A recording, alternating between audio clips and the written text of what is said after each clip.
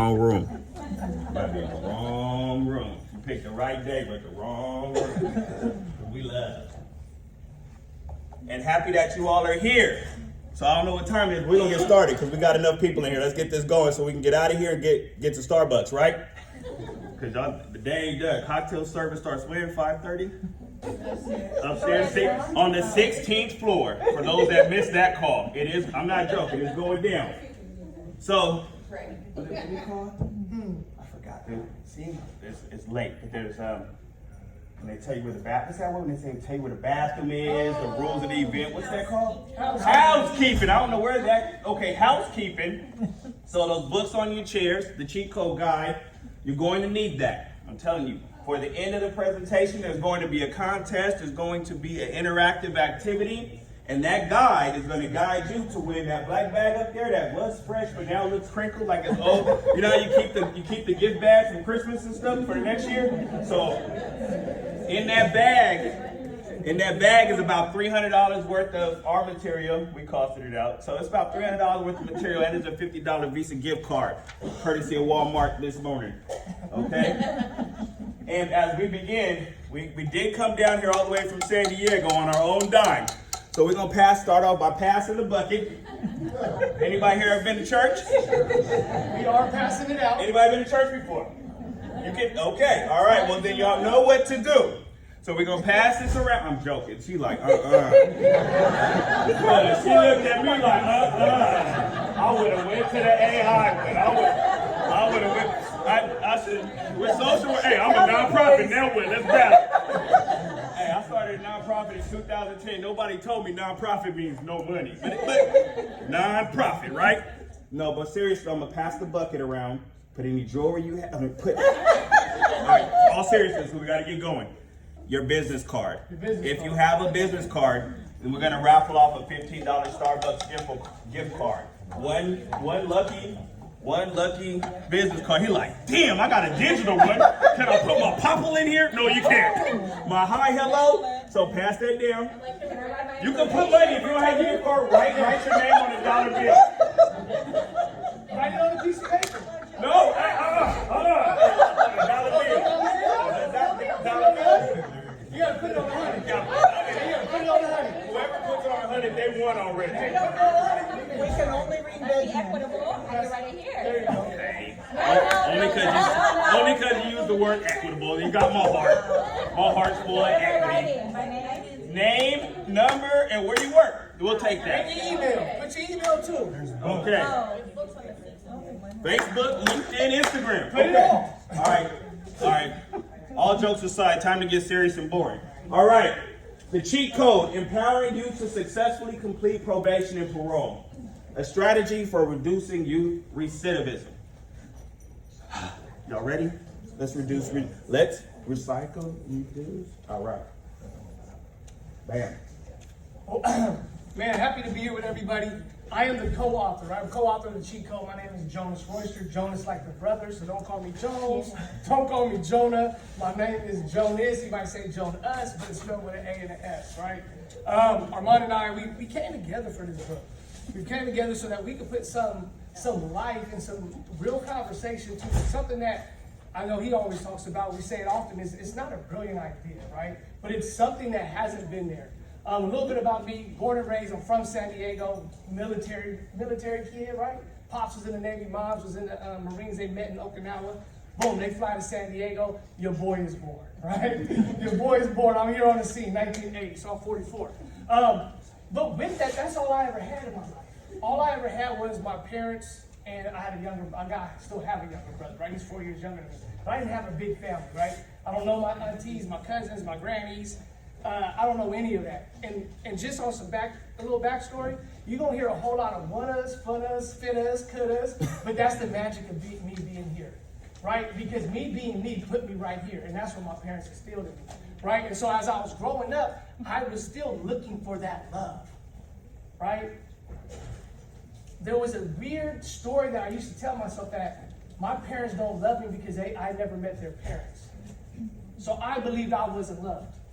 I believed that I was adopted. And so for years of my life, not really knowing that I was searching for love, I ended up moving to a neighborhood These guys became my friends. By 12 years old, they family, my family, right? My mom always told me with my little brother, hey, check this out. Whatever happens to your little brother, what are you supposed to do? If your little brother gets in a fight, what are you supposed to do? What mom tell you? You gonna fight, right? So now I have more brothers. And so when now these brothers get in fights, I'm gonna follow suit, right? I called it friendship, SDPD called it a gang. By the time I turned 23 years old, I graduated high school. By the time I'm 23, I get a call. Next thing I know, they say, hey, your best friend is murdered. Now, what I've already downloaded this I'm supposed to do, right? I'm supposed to do what I'm supposed to do. And because I took the oath, right? I took this oath. I found myself, next thing I know, a year later, I found myself sitting in the court looking at a 25-year life sentence for conspiracy to commit murder. Luckily enough, a year later, we fight it. They come with some plea agreements, right? That's what they typically do, right? We plea out, right? That's why conviction rates are so high, right? So I plead out for conspiracy to shoot out of a moving vehicle, possession of a firearm. This is 2003. Get out of prison. Next thing I know, by the age of 26, I'm still doing what I'm doing. By the age of 38, I'm still doing what I'm doing. I'm just not getting caught anymore. I'm 44. But guess what? Something finally clicked. And it was, when are you gonna start loving yourself? And then as I'm starting to love myself, as I'm starting to understand what are my triggers, what are the things that stopped me in my life? And one of the things I realized was alcohol. You know what I mean? I realized that alcohol in my life was one of the major factors in me doing all the dumb decisions. So I said, if 90% of that, if that goes, 90% of my problems is good, maybe I could change my life. August 13th, this year will be 7 years sober. Come on. Right? Come on. 7 years sober, no alcohol, no wine, no, I know weed legal, I don't even smoke no weed, and I don't even eat beer battered fish. That's how serious I am about mine, right? I don't mess around, right? But in that moment, God told me, if you write a book, you'll eventually talk to people that lived a life similar to yours. First book, Bang and Making of a YG, won 4 awards. Best book at the 2022 Los Angeles Book Festival. It's a fictional book, loosely based around my life and things that I've seen. But then me and Armand hooked up. Armand and I, we go way back. We go back to junior high school. He's been doing his thing. I've been doing my thing. He started his thing a little earlier. I told you there's going to be a lot of things and things. Remember, you jumping, right? So he was doing his. And then we finally linked. He started a nonprofit. I started to work at the nonprofit. I started to do mentorship. Went from a mentor to a program manager, program facilitator, and then things started to go. Then I started my own stuff. That's why you see here, you'll see here Proverbs, and you have Walk With Me Impact. 2 entities, right? Collaboration over competition. See, that's what probation is about with our youth. It's about collaboration and not competition. I know they're not going to always like what we say. It's not us versus them. It's how do we collaborate together? And today, that's what we're going to talk about. Strategies, tips on how we can collaborate. How can we, have different ways to communicate to our youth, right? Because we all been there where our mom and dad or someone that our elders say something to us, but we go to the streets or we go to our friends and we tell them it, and we listen to them, and you come back home, your mom said, I just told you. What you talking about, right? Spank your little butt and say, I told you this already. Why does that happen? Because sometimes it's just the delivery. The message is the same, but the delivery is different, right? And that's what the cheat code is. The message is the same. If you're working in probation, the message is the same. It's just the delivery so that we can break the barrier so we can get up here. What's the most expensive real estate? Anybody know? It's the 6 inches between your ears. It's your mind. And that's what we're trying to get to. We got to get to the mind so we can get to the heart so that the behaviors change. Thoughts lead to feelings, feelings lead to behaviors, then it becomes outcomes. If we switch that and we allow them to implement new ideas, we get new feelings and we'll get better outcomes. All right? So today you're going to be on a roller coaster, you're going to be on a whirlwind. So catch up. All right? Not no DJ Mustard. Not Mustard. Hey, not Mustard. No, today's catch up. Today's catch up, all right?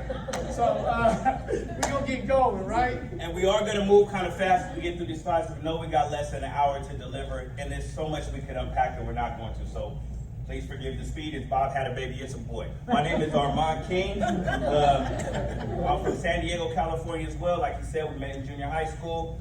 All the box checks for at-risk, I was that, okay? Y'all know all the box checks. Although from birth to 10 years old, I lived in the suburbs, a place called Rancho Penasquito. It's upper middle class neighborhood, but they happen to have a low income apartment building. I don't know how I ended up there, but I did. And then from there, we moved to the hood. And it was a culture shock. Trees disappeared, grass went away. Now I'm buying my bread from the liquor store, and it's concrete everywhere. Big change, culture shock. By 12 years old, we lost our house. I was a homeless kid. 12 to 15 years old, homeless, house to house, couch to couch, anywhere that I could keep my head. My mom could keep my head okay. By that time, she kind of disappeared, and Dad was gone. His words to me was, "Hey, pretend I'm not your dad anymore." So quickly, I ended up breaking into an apartment across the apartment we were staying in. That's where I stashed my weed. That my little cousin gave me so I could get my family up. That's what was her way of helping me out. And my Playboy magazine, that's where that was staying. I'm 12 years old, but immediately packaging, manufacturing, and distribution. I was at school selling weed. It wasn't legal then. By 15 years old, family back on her feet, but I'm already out in the streets. Meanwhile, let's rewind back, talking to probation. Some people in probation and youth advocacy, youth welfare. So I used to steal food from the Jack in the Box drive-thru. They passed out the window, I'd be hiding. Inside the house to give to my mom was taking care of my girl cousin my same age, and a 2-year-old cousin. My aunt was on crack and gone. We had to still get my baby from a crack house. So my mom, even though we homeless and she gone, we got 4 kids. I'm bringing the food back to save them at any point in time had I been arrested and now had a juvenile record. I wouldn't have explained it to anybody, but I was at school at that same time being a tyrant, hanging around with people like Jonas. At school, wannabe gang member now. They were all going through similar type situations, so we grew up together. Terrorists at school.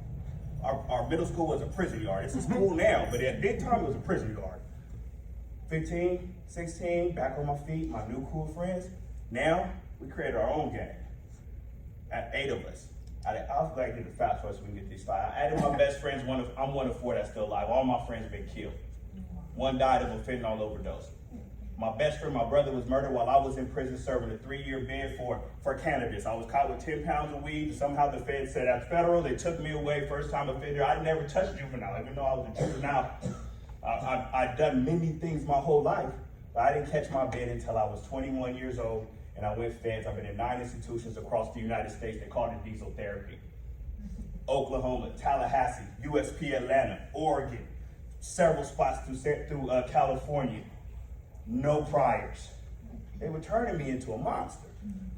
At one point, I was locked up in Okaloosa County in Florida, barely seeing outside, little slim window, looking at the grass, like, damn, I want to run my fingers through that grass. Never knew until something was stripped from me how much it would mean to me. And they brought my little 22-year-old butt at the time they had kids on lockdown in these cells, Scared Straight program. And they asked for volunteers to come out and go talk to these kids that were on probation. And I didn't know what God was doing with my life. At some point, that would be my mission. But I was in there, and instead, because I Scared Straight don't work for me. So I wasn't gonna give it to them. I gave it to them real, in a way they would understand and digest, to help them not be where I can't leave. They're gonna leave soon. I'm just starting my mission.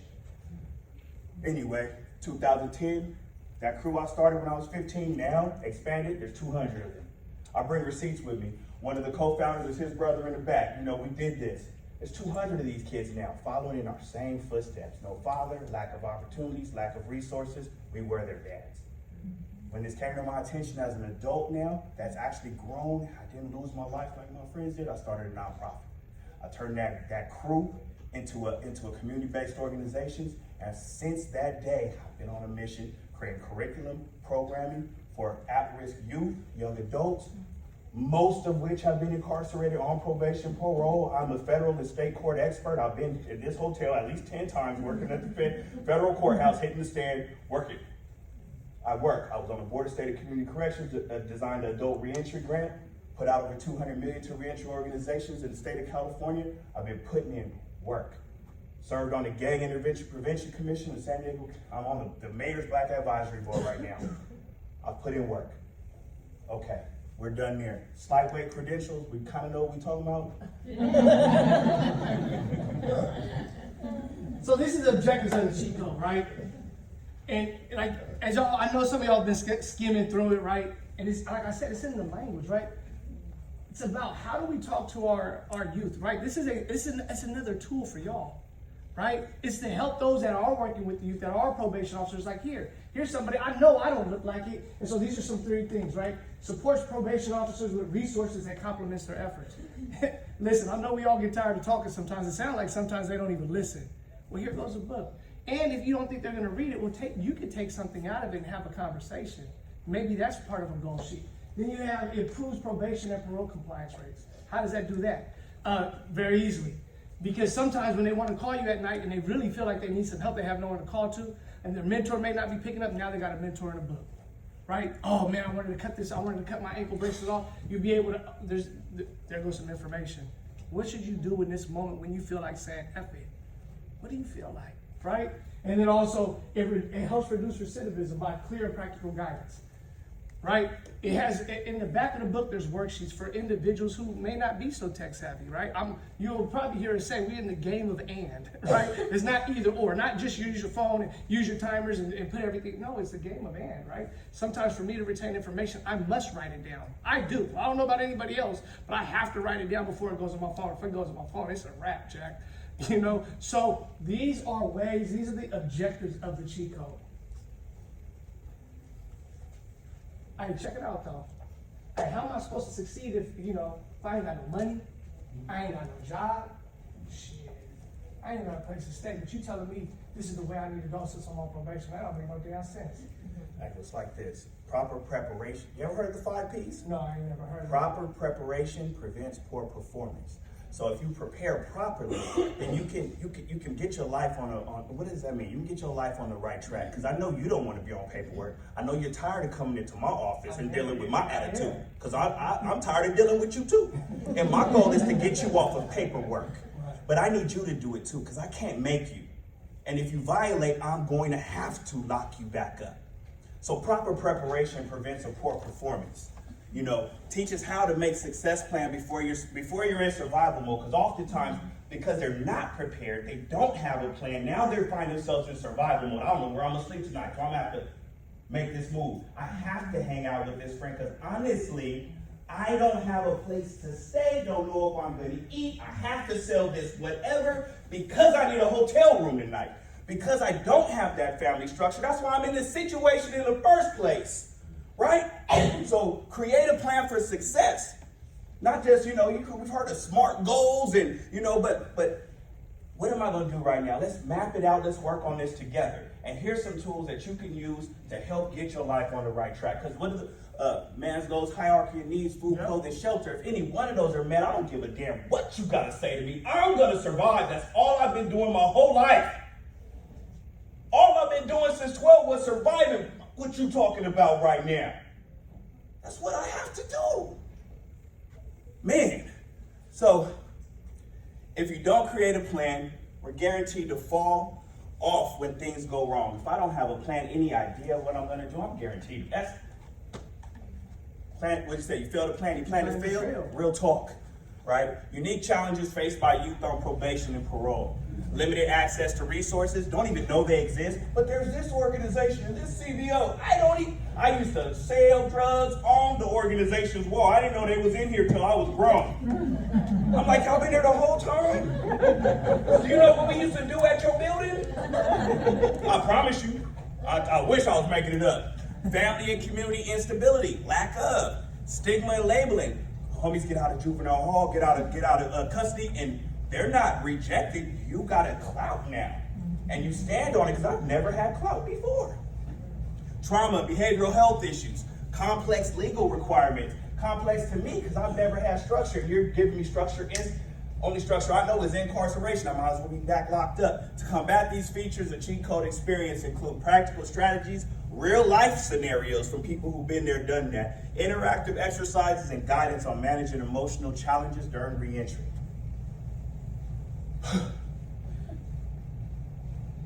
Homie, got me in here again. How you expect me to do anything right, man, if everybody at my house is doing the same thing? Man, my daddy's a gangbanger, my uncle's a gangbanger, my brother's a gangbanger. You expect me to do what you talking about? Everybody on that same shit. Why am I gonna do what you gotta say? You got something different from me? I do. Look, check it out. We've already talked about this, right? You have your 5 P's: proper preparation prevents poor performance. So we're gonna set you up a plan for success. But check it out. Bad association prevents from being enormous. What does that mean? I understand you have people at your house that you can't be around. But guess what? There's going to be a way that I will teach you a way. There's ways and tips that you can slim people out of your life. Just because they're there doesn't mean you got to interact all the time. Just because they go out doesn't mean you have to hang with them. Right? It's okay to say no. No's not a bad word. Right? So bad association is something that we always have to talk about. Right?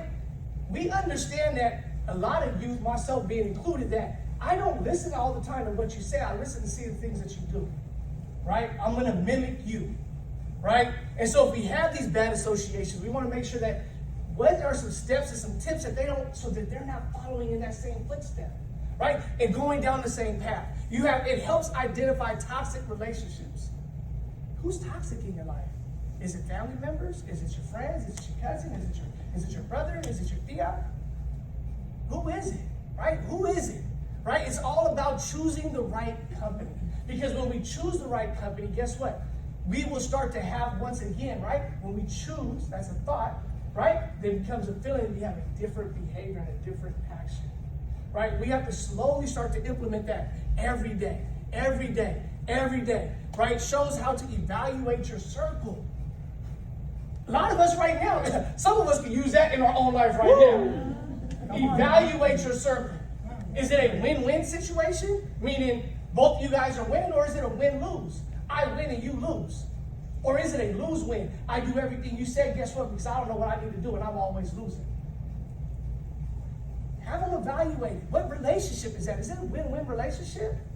If you hang around your uncle who's still gangbanging, is that a win-win or is that a lose-win? He sounds like he's winning, but since you're all documenting gang detail, that is a lose. You're about to get a violation. You crash it out. It's a great quote by Nipsey that we have in the book. If you look at the people in your circle and don't get inspired, you don't have a circle, you have a cage. Put that on your wall. And look what just got revealed about Ned too. So anyway. So put that, right? Put that. Look at that. That's what we want to do. We want to invoke thought. Different thoughts. Understanding the youth experience probation. What do they need? We all understand they need guidance. They need clear rules, right? Sometimes we explain things thinking they understand. We might be 45, 52, 37. This kid is 12. We're talking up here.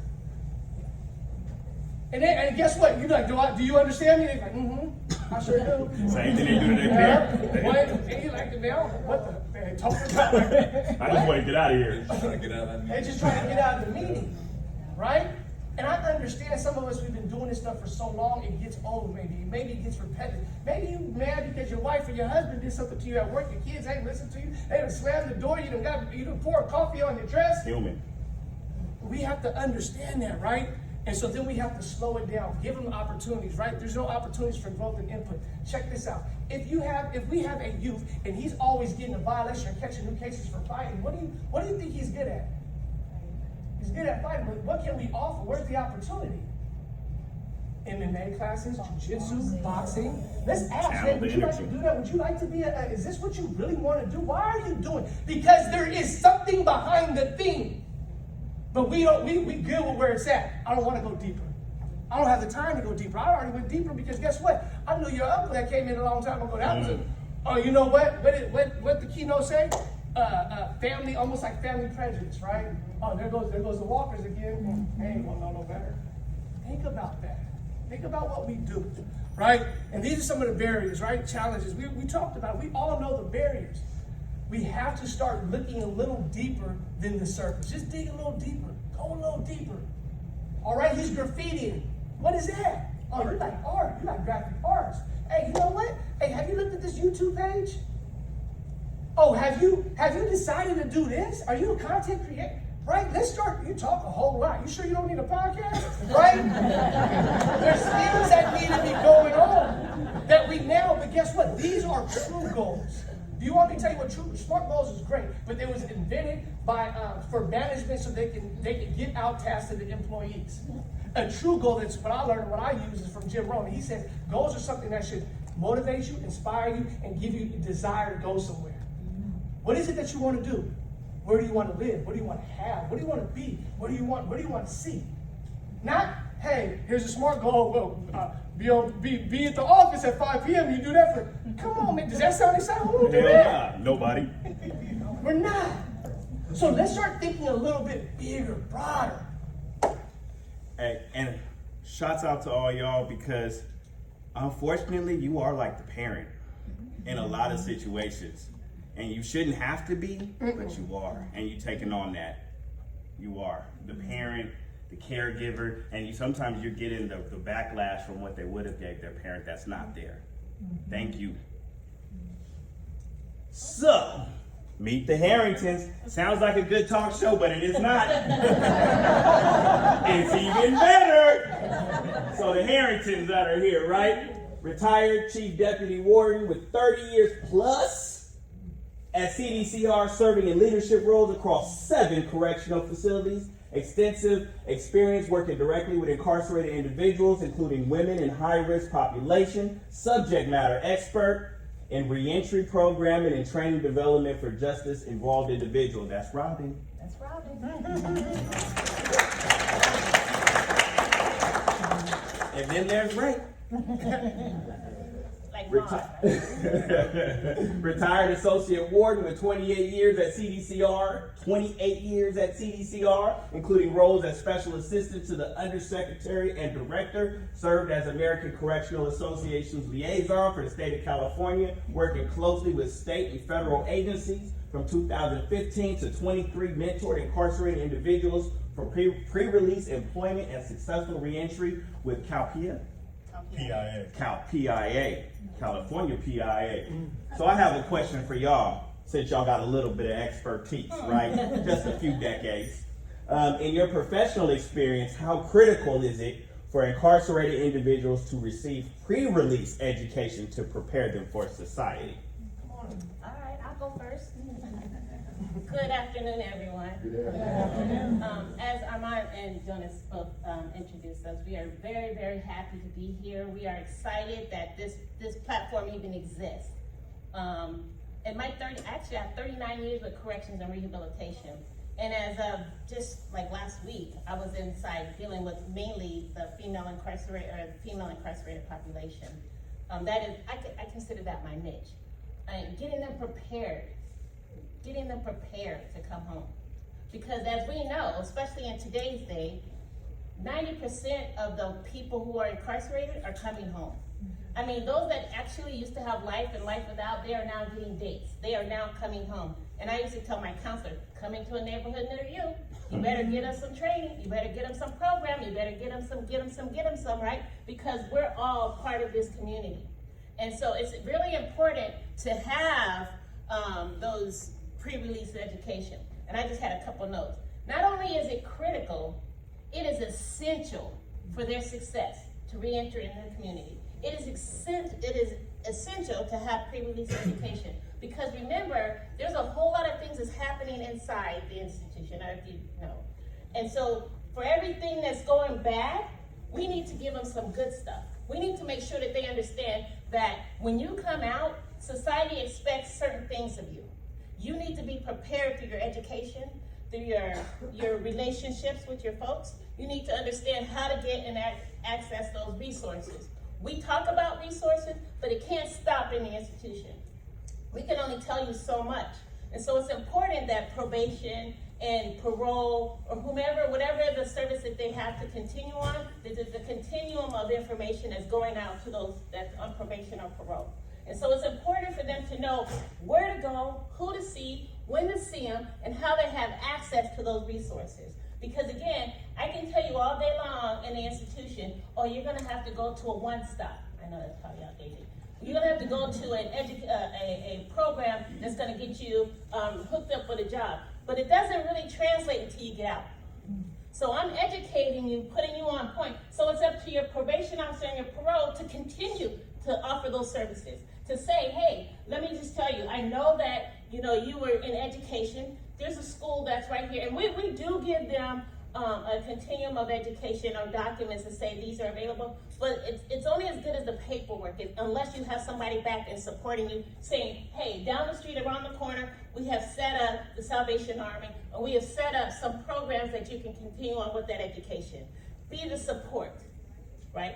Be the support to get them where they need to go. It's not always, again, a lot of times they come back to the community, and so they may not have that resource or that support in the family, so they need to see you, the caseworker, the probation officer, the parole officer, to say, hey, I heard when I was in the pre-release, I started this program, where can I continue that? And it's up to us to know. And I did a special project with Alameda County Probation, and it was a pilot to Pathways Home. They had a nice couple $1 million project in Alameda County. And I connected Alameda County with CDCR and continue on their services. Not only, we know that they have mental health issues, and so we wanted to make sure that those mental health services continue beyond the 30-day supply of meds that we gave them. So we needed to make sure that they hooked up with mental health when they got to the county. It's easy for the state because the state, they talk to each other. But it's not always easy for the state of Department of Corrections and 58 other counties, because 58 counties do it different. So it's really important that you understand that when they're coming home, that there's a process that maybe you can connect them with the state to say, okay, what were they getting? What were they doing? What kind of school and education, and have access to those files, right? So it's important to continue the work that started with this pre-release education. I'm done. Amen. Thank you. Preach. Thank you. Good afternoon. Good afternoon. I didn't volunteer to be here. I was kind of pressured by these two guys, so you got to bear with me. No, a little bit about me and with the corrections, but let me tell you why I do what I do now. Is because when I was working in correction, I had a guy approach me, and he says, "I'm happy you're here." And I was young at that time, and I had no idea what that meant. And so I'm going on doing my thing, working every day, and a couple weeks later, he comes up to me, and he was an older gentleman, an incarcerated guy, and he says, "Did you think about what I said?" And I said, "I did. What did you mean?" And he says, "Because I know when you're here, I'm going to be treated fairly. Because you always do the right thing." And I thought about that, and that just made a difference, because when you hear Jonas and Armand talk about the neighborhoods that they're from, I grew up in a neighborhood similar to that, but I chose to go a different path. And I know how important it is for mentorship. And so when it talks about here, individuals for pre-release and employment, that's what I do.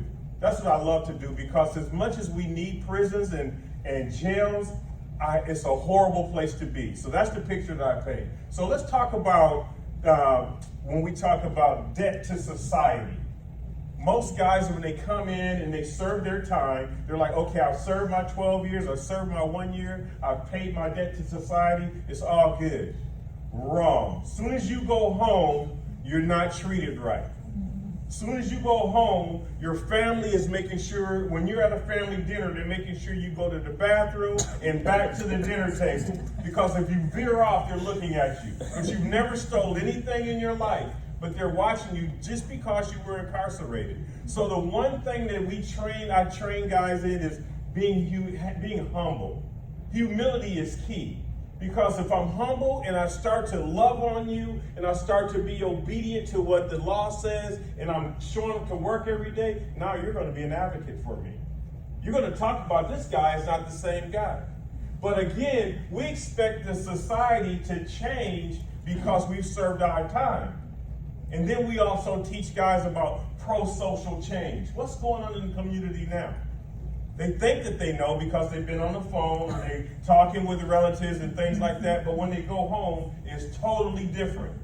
My wife and I, we knew a guy that served over 25 years, and he came home, this is some years ago, he came home, he's looking for a payphone. That's real. That's real. So, how many probation officers are, pardon? Caseworkers. Caseworkers are in here. Armand made a great point. In many cases, you're their parent, you're their uncle, You're their source of information. And we have to be able to provide the information that they need, because oftentimes they don't know.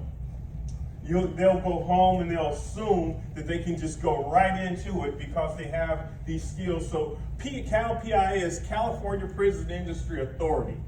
They work and train individuals that are incarcerated to work. So they have the job skills. So my wife created a book, and it's called Soft Skills. So we train individuals in soft skills, so when they leave, they know how to maintain that job. They know how to interact with folks in the community. They know how to communicate, positive attitude, critical thinking, networking is what you mentioned. You just can't go back. Sometimes you gotta have family loose. Sometimes family isn't good for you. I'm one of those. All of my family isn't good for me. A family reunion, I may be on this side of the room and the rest of the folks are over there. I had a nickname in my house, and I didn't even know this for years. And my mom called me, "Oh, here comes the FBI." and I'm laughing about it, but then when I thought about it, she was kind of giving them a warning. But I was going to tell, and I was going to report everything that they did. But again, can you imagine that the person has done time and they go home and now they have to deal with that? So that's why I say you have to eat some humble pie and have to go through some things, because it's not going to be easy. Because society look at you, okay, yeah, this person served that time. He's a criminal, he's a drug addict, he's a thief, he's this, and you went in for petty theft or whatever the case may be, something minor. So we'll do that to those guys. So I encourage you to get them involved in the different resources that's available to them, so they can continue to grow, so they continue to understand the differences that's going on in the communities today, because they are different. They're very different. And so again, like we mentioned, the pro-social and social change, how do they do that? We have to be the educators. You all have to be the educators. I work with re-entry folks today because I believe that everyone can be successful in our community. They just need an opportunity. They don't know how. They haven't been successful before. So we have to be those ones to give that information to them so they can be successful. And are there any questions at all? Because we have cards as well, and I just believe in helping people. That's what I do. As many years, it was a great career, but I know it wasn't a positive thing to see people locked up. That's not a great thing. Save the questions for the end. Make sure we want to get to. Okay. So as we close, look, hold on. That's the downside of being partnered with your Partners with your partner. So we've been married for 41 years. Woo woo!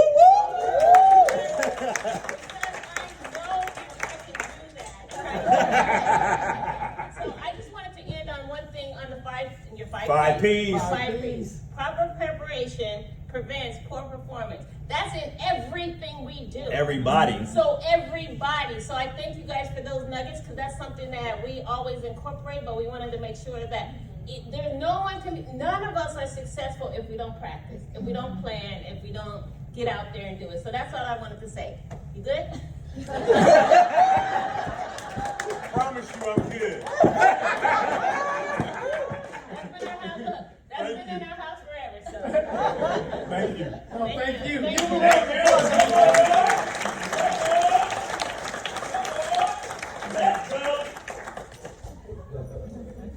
I don't know how to follow that, shoot. All right, look, the cheat code framework for youth success. Communication. That's what we're talking about here, right? There's all different type of communication styles. Sometimes you just got to be yourself. We don't want to sound like the robot in the box, right? Sooner or later, we're all going to start sounding like AI. Be yourself.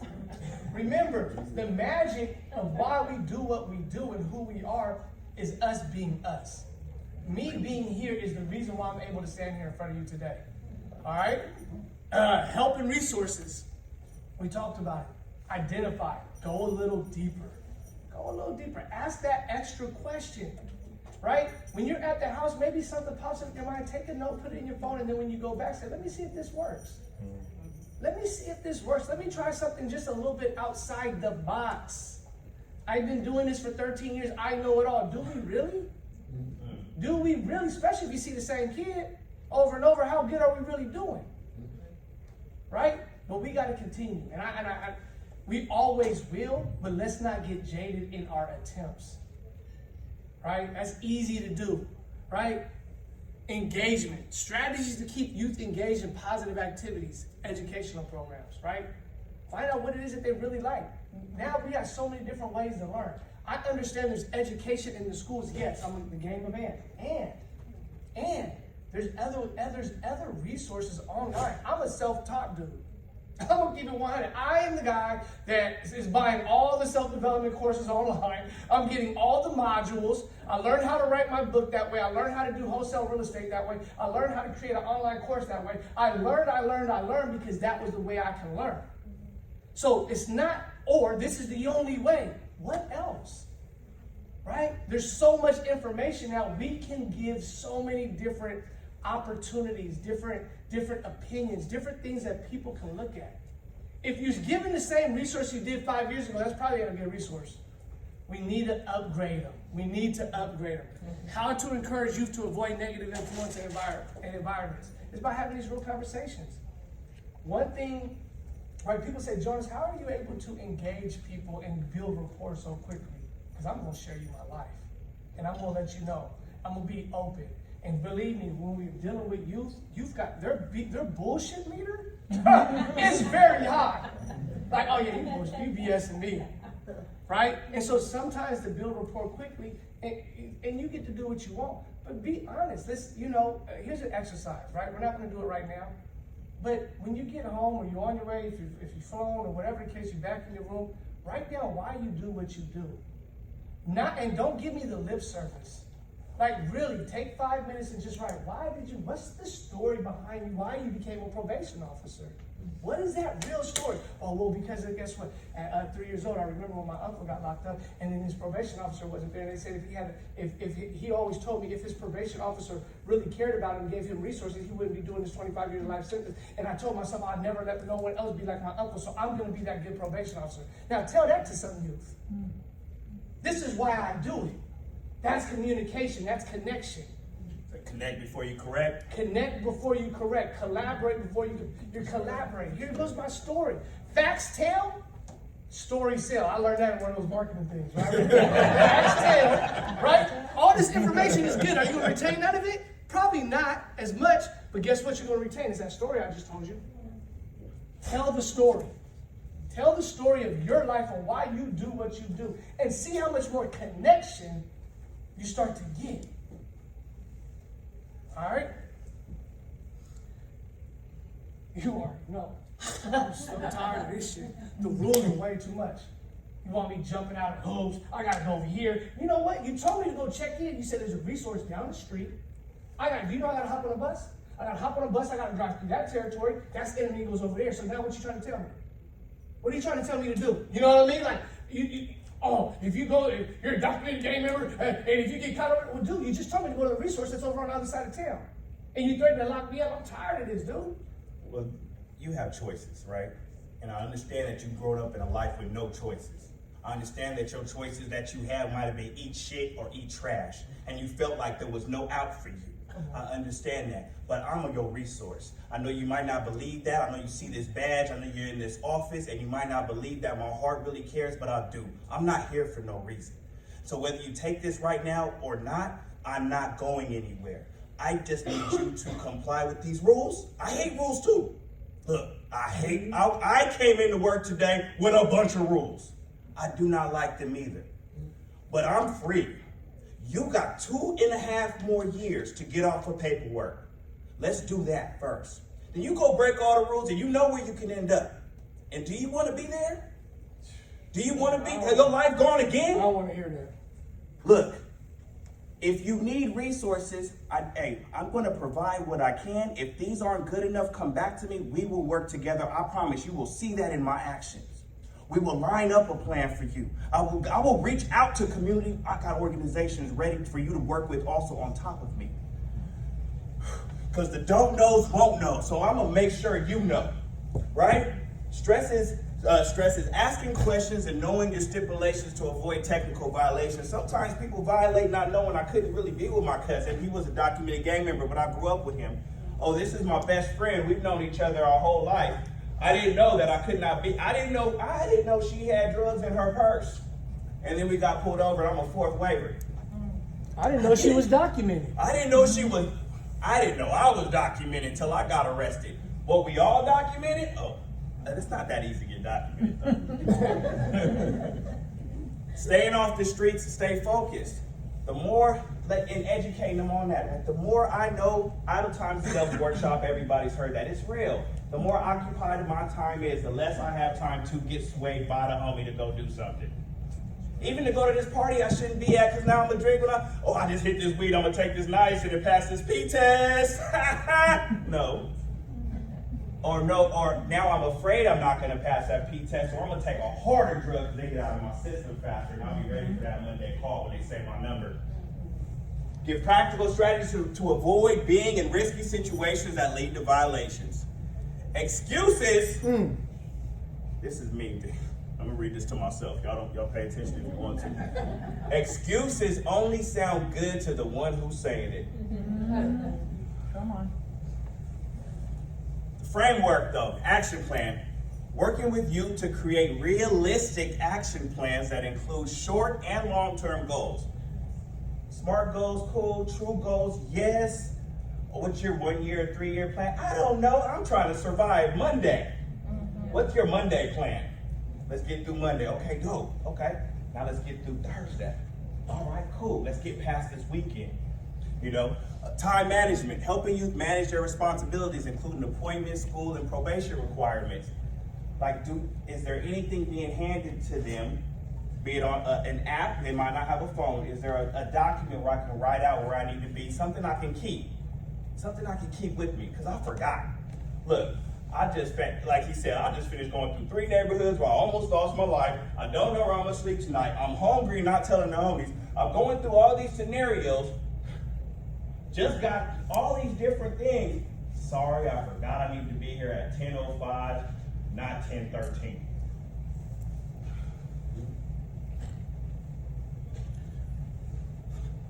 Man, again,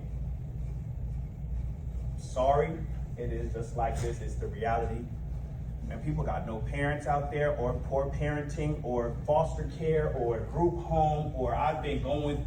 My life was. Who was I talking to this morning? I was talking to my friend Laura. I do a lot of fentanyl awareness work. We had breakfast this morning, and I was telling her about my friend William Wagner that his parents were getting high, took him to the place they were buying drugs and conveniently forgot. So one of my best friends is now on my arm, first person I know died of fentanyl. Like, people have these scenarios, right? And I know it's hard. Probation, you might be probation, you might be a caseworker, you might child welfare. We're all in the same business, which is to save lives. All of us. That is the ultimate goal. Forget what your mission statement says. Although they're beautiful, our goal is to save that life. And you may be the probation officer, case manager, child, you all that. You may be the case manager and probation, all that. And it gets hard. And if you're an empath like me, I can't wait to stop this work. I'm being truthful. I can't wait. My heart hurts. Year 2021, I lost a loved one every single month of the year. 7 students, 7 mentees, 2 cousins, dead. Mostly murder, second fentanyl. 2021 every month, sometimes multiple. My cousin here in Sacramento. My cousin, older cousin. Halifu's son. Longshoreman, went away, come back, get dumped on all in his car. Like, I am tired. My heart bleeds for them. I want to go draw cartoons right now. I'm on a 2-year out plan. But my goal is to make sure I know what works and what helps. I need to provide it with as many people as possible. Because I swear, homie, I swear, over and over, all I've been trying to do is get to them. They don't understand. Sometimes they go away and I'm thinking about their struggles more than they are. I carry my work with me at home at night. it weighs on me. And it impacts my relationships with my wife, with my kids, with my friends. And I find myself just drinking. I don't want to be that person anymore. I don't think I could do this anymore, man. I can't. I'm out. Hold on, man. But look, before you're out, I understand. I truly do get it. But guess what, though? What it sound like? Can I keep it 100 with you? Can I be honest with you? What are you doing to protect your own mental health? What are you doing to pour into yourself? Because burnout is real. Burnout is real. See, we all burn out. We all get tired. And oftentimes we don't want to take a break. We don't. We might have 2 weeks right now and we do not take it. Why? Because of our case, because of our youth, because of everybody.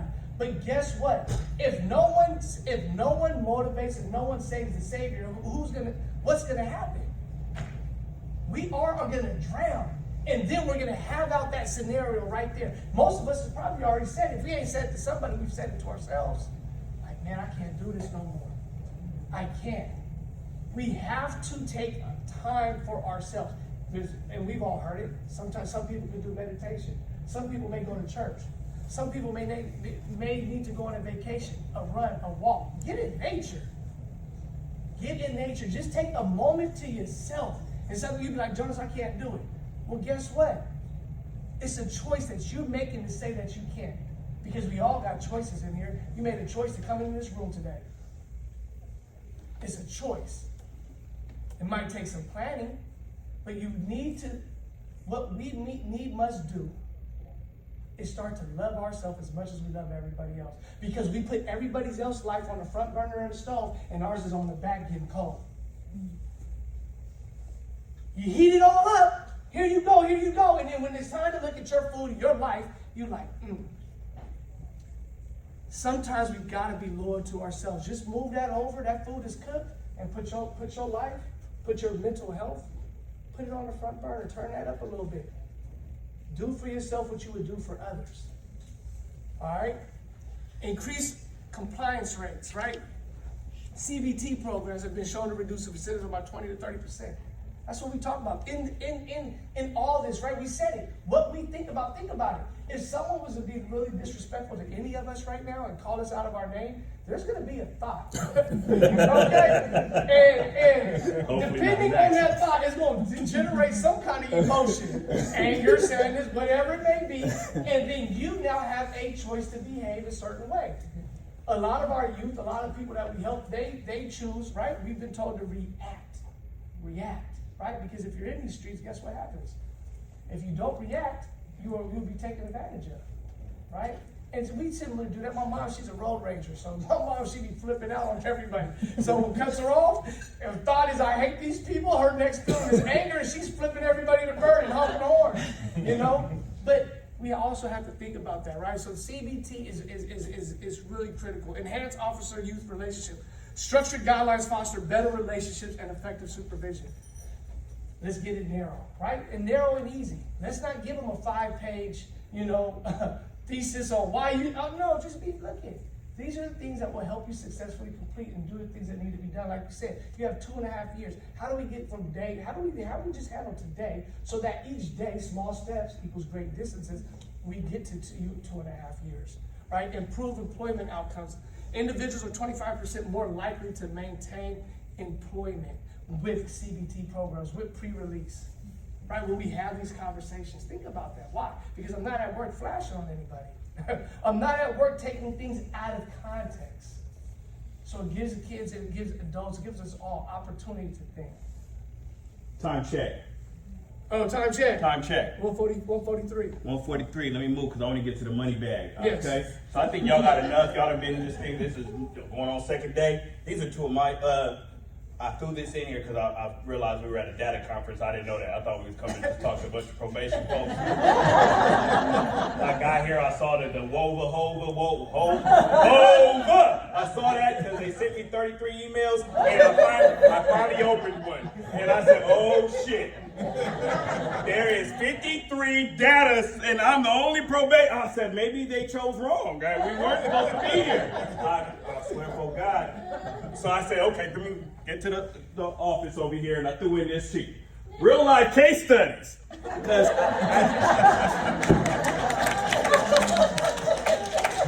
so my success rate without the pie chart is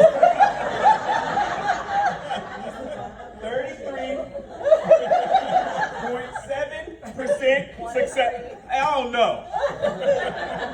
I've been doing this shit for 15 years and I've saved hella lives. That's enough. And I've lost it. Hey, go. Hey, PowerPoint, point to the power. Okay. These two of my homies graduated in juvenile hall. Man, he need to stay in juvenile hall, but no, they made it out. And they got with me.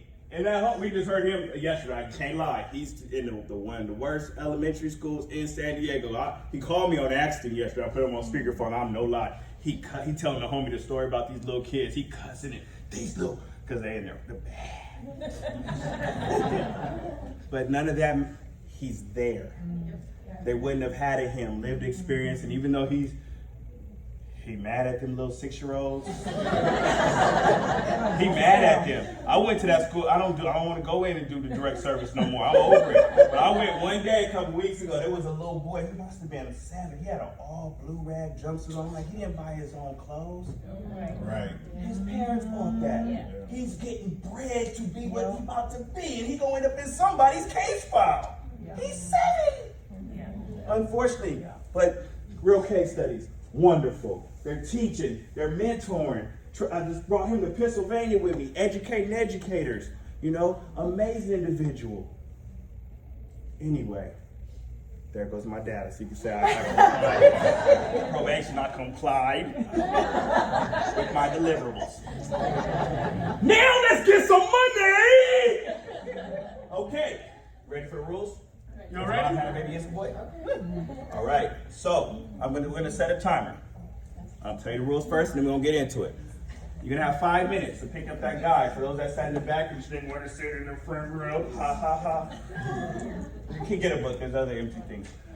Or partner with somebody. Collaboration over competition. Take that with you. Correct before you connect. Reach before you teach. All these things. Take these tools with you. So we're gonna give you a scenario. We're gonna set a timer for 5 minutes. I need 1 step, and I need 1 tip. There's no wrong answers. But one's going to be better, and it's going to make them happy. Your goal right now is to make them happy. Because the person that makes them happy is going to get a $50 gift card, and they're going to get some other trinkets in there, about $300, total about $400. Look, bro, I charge $235 for my facilitator guide. Go on Amazon right now. That's in there. Let me find me a tip, okay? That's in there. I'll give you one. I ain't saying go pay. Okay. All right. Okay, y'all ready? Yeah. Who got a timer? Get the timer ready. What's the scenario? Back. No, I'm not getting it to him yet. That's cheat. They ain't get the cheat code to the cheat code. Not the cheat code to the cheat code. They don't get the cheat code to the cheat code. I need this 1 step and 1 tip that you would use from there to help me. Okay? You're gonna get. Tell me when the timer's ready. Then I'm gonna get. Don't start it yet. When I shut my mouth, push the timer. What they did? Hold on. We tore up them in Pennsylvania. How much time? Okay. We're doing 5. They got 5 minutes. I know, but I'm about to give it to them. Give it to them. What are we doing? Give it to them.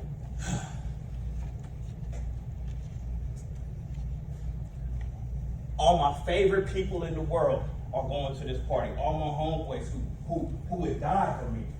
My best friends.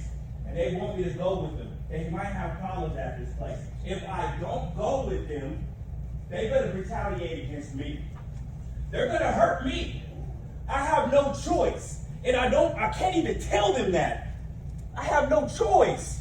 Because they don't give a fuck if I'm on probation. They're on probation.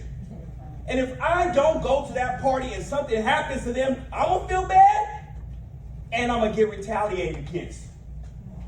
Start it. Start. No.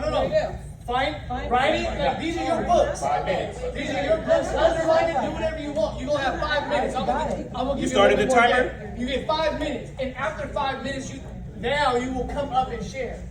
All right? So you got 5 minutes to figure something out. I'm going to give you all a little cheat code. There you go. All right? If you do not have a guy, partner with somebody. Quit talking. They trying to study. I'm trying to give them a little bit more game.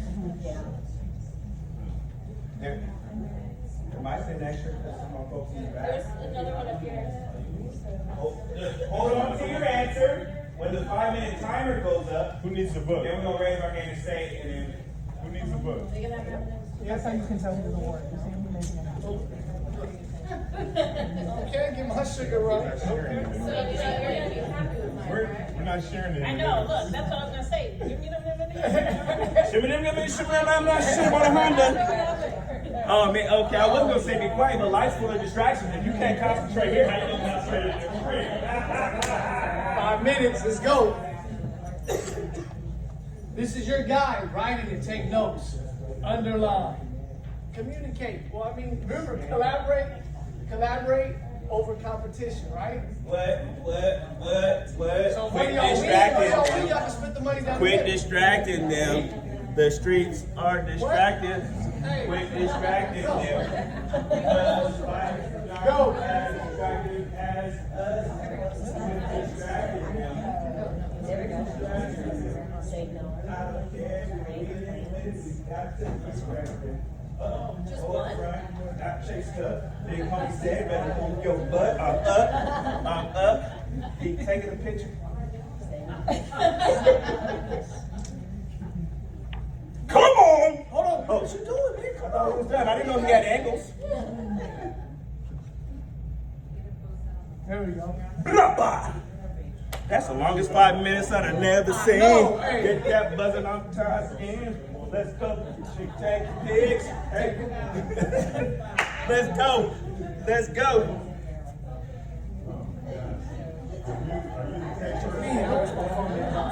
Oh, did it? Oh, did it? His phone died. Oh, with it. Okay. We had a real good day. It's done. Turn around. Hey. More distractions. More distractions. Let's go. That's life. It ain't ever nice. Don't. Can I get a wave? Distracting them again. Somebody gonna win. Yeah. Brapa. Oh, we do assemblies with hundreds and hundreds of little kids. So this is thank you for y'all is quiet and good. I know. I didn't not doing that for no reason. Hey, hold on. Done. 5 minutes from now, 5 minutes is up. Okay, hands first free. Come on. Oh. Woo! All right. Okay. Keep your hands up. First. Hey, You got it first. Let's go. Wait. See us in the front, ain't nobody see us over here. Hey! Okay, she was still first. And then I want to get the person that sat in the front row, the first person on the end. She became the front row. Go ahead, no microphone. No microphone, Project just your stand voice. up. You. Stand up. Hey. Step 5, knowing a bad word, don't be scared to use it. And tip 7, staying off the streets, safe and focused. Dope. Very good. I write a lot more, so just so you know, be prepared. Okay, because I'm calling all of you now that I know all of you for this tip. Okay, so steps, we're gonna, bad association prevents from being enormous. So we're gonna choose the right company, we're gonna make good choices, and this will be the hardest thing you'll have to do to start your progress forward. Tip 7 is gonna be your successes in your routine, small steps. Say no this time. So maybe it's not a forever no, but it's just this time. Learn how to say no the first one, and then you'll get great distance. Pretty soon you'll have new company and you'll realize you're better than you didn't need them. I get to take that.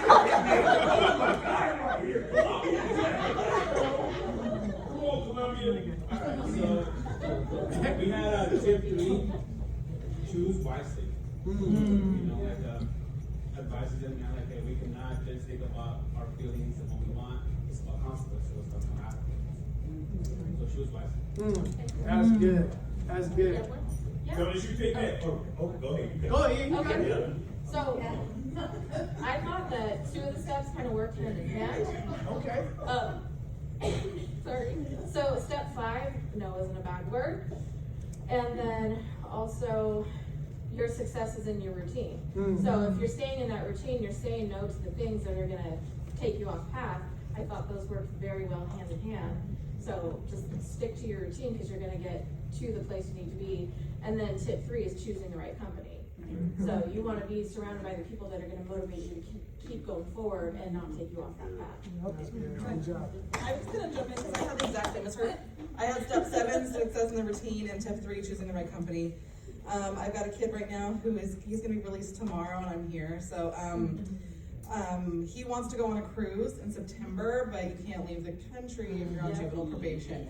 So he has like this really big goal, right? And so I was gonna say, are these friends helping or hindering? Do you want to go on this cruise? Do they care? Do they care if you're gonna go on the cruise or not? Is one of your friends in this group actually positive? Could you guys go do your own thing instead of going to the party together? And then what's gonna happen if you don't go? What are they really gonna do to you?